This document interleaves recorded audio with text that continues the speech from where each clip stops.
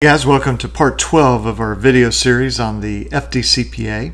This is sort of an obscure section, but I think you'll find it interesting. This is 1692J. So the title of it is Furnishing Certain Deceptive Forms. Well, what exactly is that? Well, let's look at it. And before we actually read through here, let me just sort of put it in plain English what they're talking about. So imagine a hospital. So I'll use UAB Hospital in Birmingham. Imagine they're trying to collect debts, medical debt. And they decide, you know what, it would be more impressive and more scary to our patients if they didn't just get a bill from UAB, but instead they get a bill from XYZ debt collector.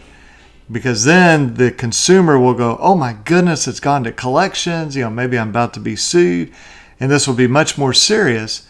But imagine UAB says, you know what, we don't actually want to pay a debt collector. We just want somebody to mail the letters out for us and just sort of put on their letterhead that they're a debt collector just for the intimidation factor.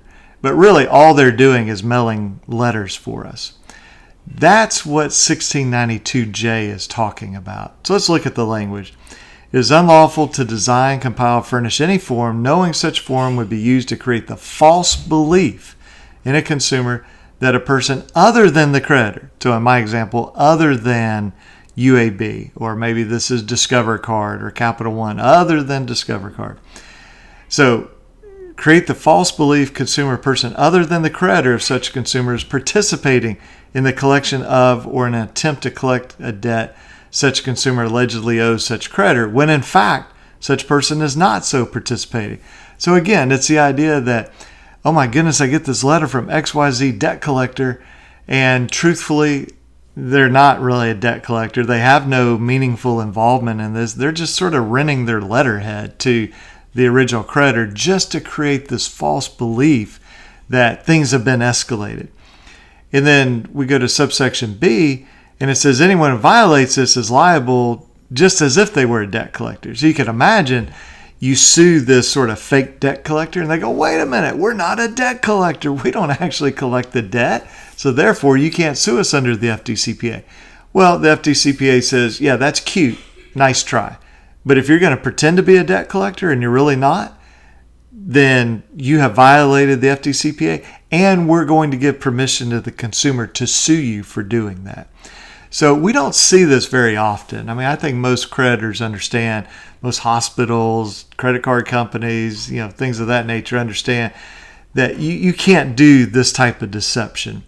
But things sort of go in cycles, and it may be that later this year or next year or 3 years from now that this is a big deal where companies are doing this.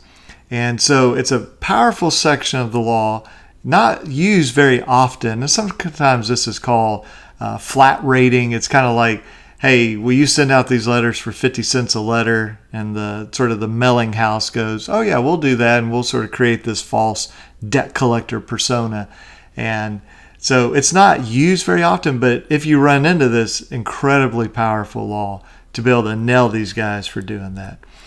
So hope you enjoyed that, and we'll continue our journey here through the FDCPA. We're getting closer to being done, and I appreciate you sticking with me through all these videos. If you happen to just come upon this one, you can go back through my channel and find, they're all labeled like part 1, part 2, part 3. And feel free to subscribe to our channel, and I'll catch you guys tomorrow. Thanks. Bye-bye.